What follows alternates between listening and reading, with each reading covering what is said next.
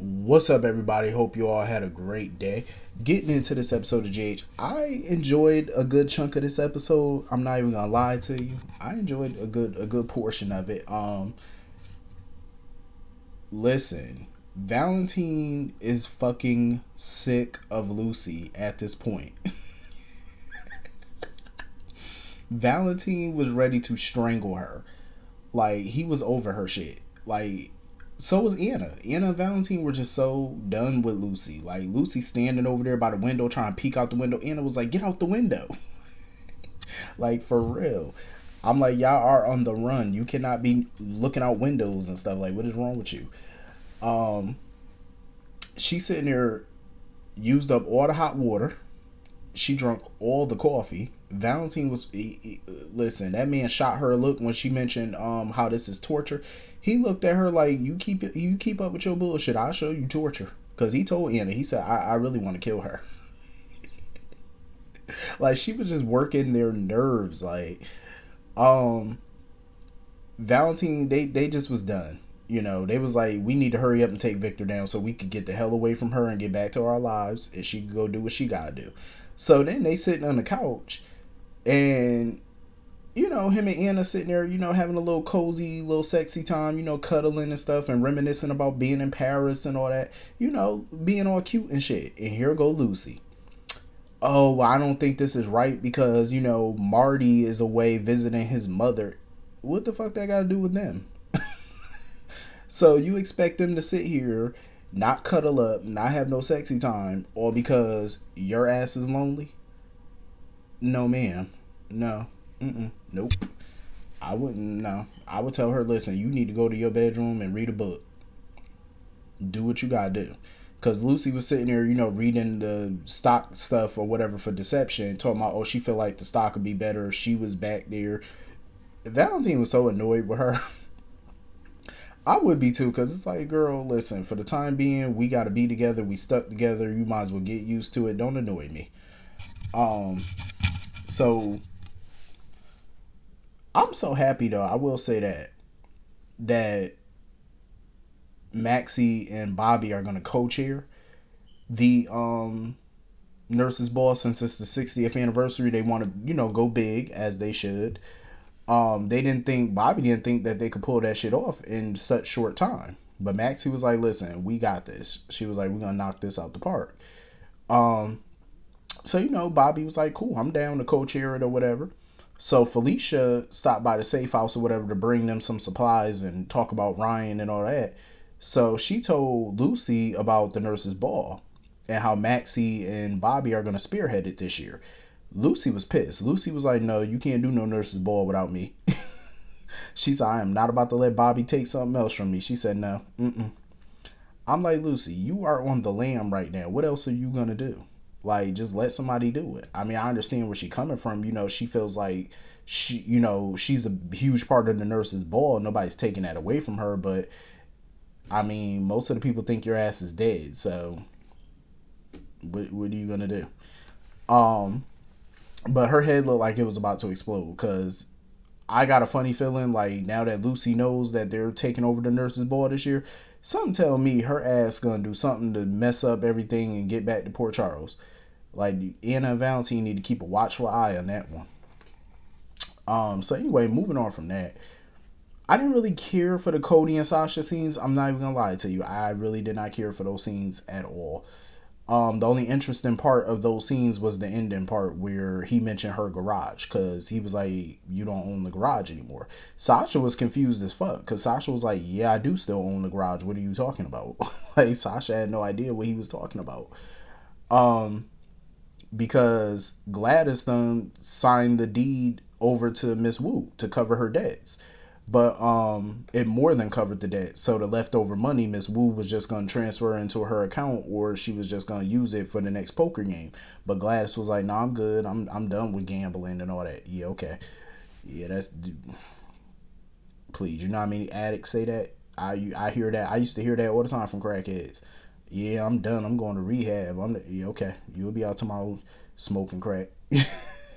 Like, not to laugh, but it's just that's what a lot of addicts say. They say they done, and yeah, okay.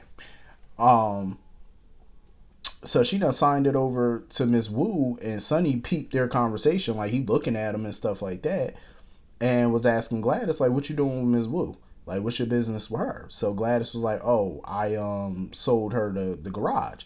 Sonny was like, "Sasha know about that?" No, Sasha don't know shit.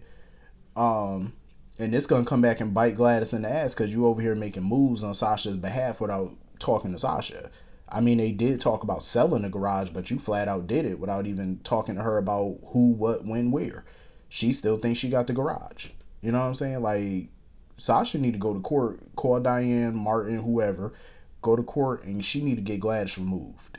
Like, she need to get her moved. That's more than enough evidence to make a judge, kick her to the curb and get somebody else, somebody a little bit more trustworthy. Um, Ms. Wu wasn't very happy with Sonny either because she was pissed that one of her shipments got rerouted. And Sonny was like, well, shit, you doing business through my territory, so it's at my discretion, and it got rerouted. So I don't want to hear it. Like, Sonny was being all dismissive, like, okay, and your point, it still got done. It just got rerouted. Calm down. I'm like, Sonny, you better stop playing with Ms. Wu.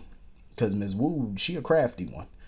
Um, I find her very mysterious. There's something about Miss Wu I love. Like, it's that mystique. You know what I'm saying? Like, I love her. She's such a question mark. You know what I'm saying? She got that quiet power. And that's what I love about people. Because I like some people that got that loud power. But I got the ones that got that I like the ones that got that quiet one too. Like, they don't have to be, boastful. They don't have to be all up in your face with their authority. You know what I'm saying? When they walk into the fucking room, you know who they are. They walk into a room, they own it. You know what I'm saying? Like, you just peep, you see it. Um, and I love it. I will say Curtis need to, get out of business with her. I'm just saying, Curtis needs to stop doing business with Ms. Wu because it ain't gonna go down nice. I'm just saying. Like, I don't think this is gonna end well for him. I mean, I'm pretty sure he making some nice little paper from working with her, but once you in business with the mob, it's not that simple to get out of it. So I hope Curtis find a way to get out of it because Miss Wu is making the rounds. Um, and Sonny need to start paying attention to that too, because I feel like Miss Wu is like she's collecting all these different businesses. She's already doing business at the Savoy. She's a stockholder in Deception. Now she has Brando's Garage. Like, she's making her move, and I feel like Sonny need to put his foot down with that, like, because she definitely snatching up the businesses. I'm just saying, you know incorporating herself more into the world of Port Charles. So I don't know how that's gonna bode too well for Sonny in the near future, but he need to peak game. Because usually when people are moving into the town and stuff and they buying this and buying that, investing in it, that ain't good. They snatching up shit. They increasing their power base. Like, might want to shut that down. I'm just saying. Monitor that. Um so anyway, moving on from that. Um Victor. Lord have mercy. Victor was just snapping at everybody. He was snapping at Miss Wu, snapping at Eileen, all because he couldn't perform in the bedroom. I'm like, sir, you need to go take you a pill, little blue pill, little tablet or something like that. Get you some ginseng or something. And make that little motherfucker salute. Do what you gotta do. Um, and it was so funny because Eileen was like, "Oh, that's okay," and how some people do when you can't perform. They be like, "Oh, that's all right. It happens to everybody." No, it don't. I hate when people say, "Oh, that happens to everybody." Speak for yourself. No, it don't. Mm-mm. Mm-mm. Nope. And you could tell he was mad as hell because he couldn't put down in the bedroom that night. He said, "Oh, I don't want to talk about that again. You better not bring it up." Victor, calm your little ass down. Calm it down. It ain't her fault that you couldn't get the job done. So seducing him ain't gonna work. So she had to entice Victor somehow because she want him to confide in her again. So the only way to do that was to promise him a foul on Holly in that fire that happened that supposedly killed Holly and destroyed the Ice Princess diamonds. So she got a promise to get him that file because that's what he want, that file. So she went to go see Laura, whatever. She was pissed at Laura for playing her. And Laura was like, well, shit, I was playing you from day one. We just didn't reveal it until now because you became useful.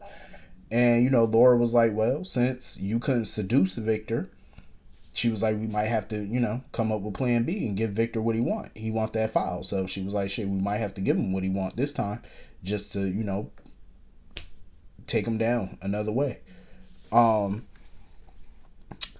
so Victor started snapping on Ms. Wu because Ms. Wu went to see him or whatever, sitting next to the bar talking about some, oh, put your drink on my tab. He started snapping at her and she was like, yeah, you don't seem like yourself. And that's when she started flashing back to when her and Holly drugged him.